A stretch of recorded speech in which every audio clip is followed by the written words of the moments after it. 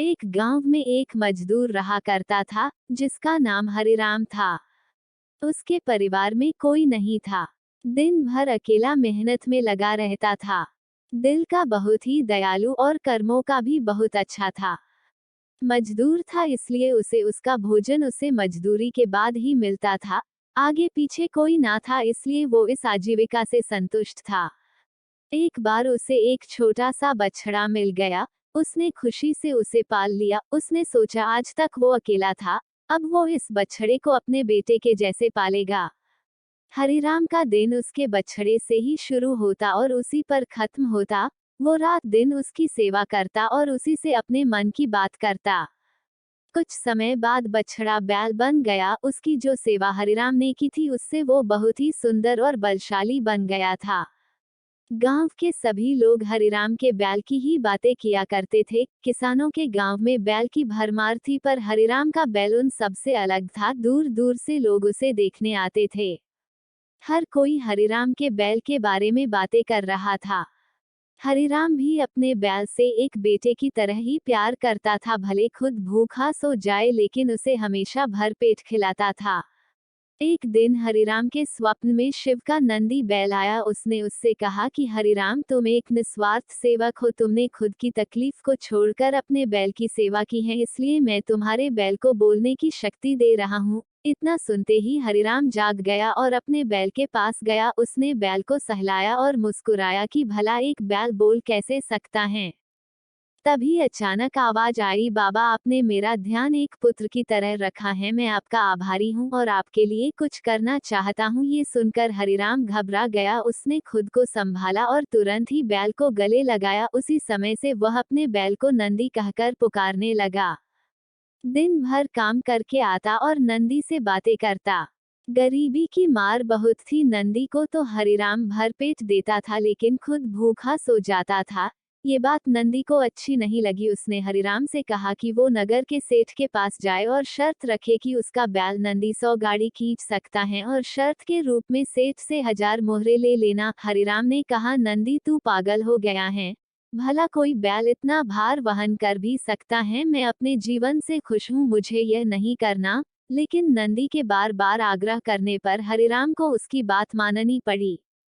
एक दिन डरते डरते हरिराम सेठ दीनदयाल के घर पहुंचा। दीनदयाल ने उससे आने का कारण पूछा। तब हरिराम ने शर्त के बारे में कहा।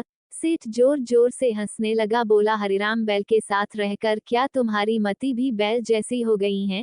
अगर शर्त हार गए तो 1000 मोहर के लिए तुम्हें अपनी झोपड़ी तक बेचनी पड़ेगी। ये सुनकर हरिराम और अधिक डर गया लेकिन मुंह से निकली बात पर मुकर भी नहीं सकता था।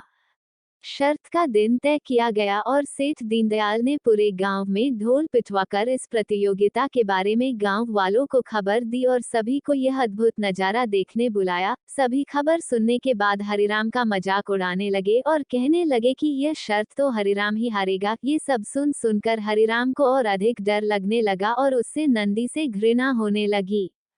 वो उसे कोसने लगा, बार बार उसे दोष देता और कहता कि कहाँ मैंने इस बैल को पाल लिया, मेरी अच्छी भली कट रही थी। इसके कारण सर की छत से भी जाऊंगा और लोगों की थू थू होगी वो अलग। अब हरिराम को नंदी बिल्कुल भी रास नहीं आ रहा था।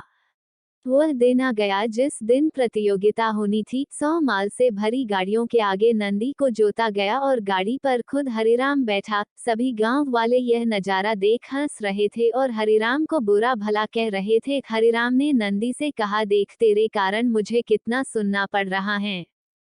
मैंने तुझे बेटे जैसे पाला था और तूने मुझे सड़क पर लाने का काम किया। हरिराम के ऐसे घृणित शब्दों के कारण नंदी को गुस्सा आ गया और उसने ठान ली कि वो एक कदम भी आगे नहीं बढ़ाएगा। और इस तरह हरिराम शर्त हार गया। सभी ने उसका मजाक उड़ाया और उसे अपनी झोपड़ी सेठ को देनी पड़ी।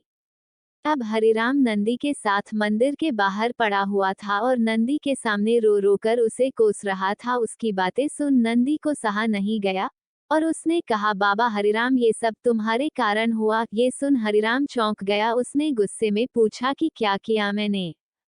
तुमने भांग खा रखी है क्या? तब नंदी ने कहा कि तुम्हारे प्रेम के बोल के कारण ही भगवान ने मुझे बोलने की शक्ति दी और मैंने तुम्हारे लिए ये सब करने की सोची लेकिन तुम उल्टा मुझे ही कोसने लगे। और मुझे बुरा भला कहने लगे, तब मैंने ठानी मैं तुम्हारे लिए कुछ नहीं करूंगा, लेकिन अब मैं तुमसे फिर से कहता हूँ कि मैं 100 गाड़ियां खींच सकता हूँ, तुम जाकर फिर से शर्त लगाओ, और इस बार अपनी झोपड़ी और 1000 मोहरे की शर्त लगाना।